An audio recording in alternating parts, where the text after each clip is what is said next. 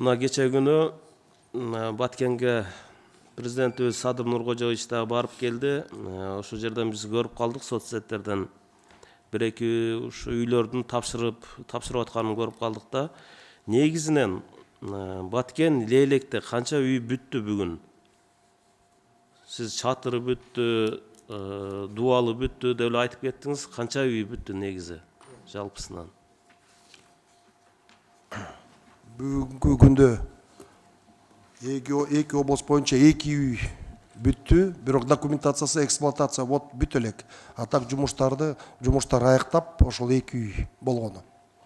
2 үйгө кирип жашап атабы ошондо, Кирейин деп атышат да ооба. Азыр жанагы кире бериш жердеги жумуштар калды. Садыр Нуркожоевич кайсы үйлөрдү тапшырып келди ошондо? Кече. Жок, тапшырган жок, ошонун ичин көрүп, ошол жерде карабак, анан миң өрүк айылдарда ошол үйлөрдү көрүп чыкты да. Жалпысынан жумуш башталганына канча болду? Жумуш договор түзгөнүбүз, биринчи каражатыбыз, траншыбыз 7 октябрда берилген. Анан баягы перебазировка менен ошондо булар октябрдын 21-inde 22 октябрда башталган жумуш. Эгерде азыркы күнү ошол жердеги жашоочулардын акыбалдары кандай болуп атат? Алар каякта жашап атат? Үй жок адамдар. Кабар алдыңыздарбы ошолор боюнча? Биз толук обл администрацияда байланыштабыз. Ошол ар бир үй бүлөгө каражат бөлүнгөн. Анан ошол областта жана мейманканаларда, мектептерде МЧСтин атайын ошол жерде кыска убакта атайын бир убактылуу үйлөр түзүлгөн, ошол жерде турушат.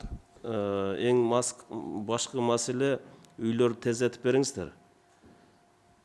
Эми ушул айга чейин ошо болгон окуядан бери 2 үй бүтүрдүк, ал дагы толук кандуу тапшырыла элек деген бул уят нерсе да.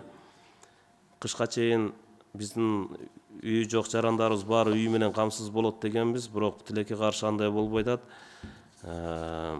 Эгерде сиз ушуну өз колуңузга алып контролдобосоңуз, бул дагы чозула берет да. Жазда бүтүрөбүз дейсиңер, жаздан жайга өтүп кетет. Анан кийинки кышка чейин бүтүрүп беребиз деп ушундай калып кетпесин. Себеби ар бир бүгүнкү күнү тууганында жашаган, бир тууганында дагы мындай жашаш деле кыйын да. Бардыгы балдары бар, чоңоюп калган. Ошондуктан тез аранын ичинде чечип бериңиздер ушул маселени. Баткендин өкүлү тоже сиздер дагы контролго алыңыздар. Жардам бериңиздер эртелеткенге жумушту.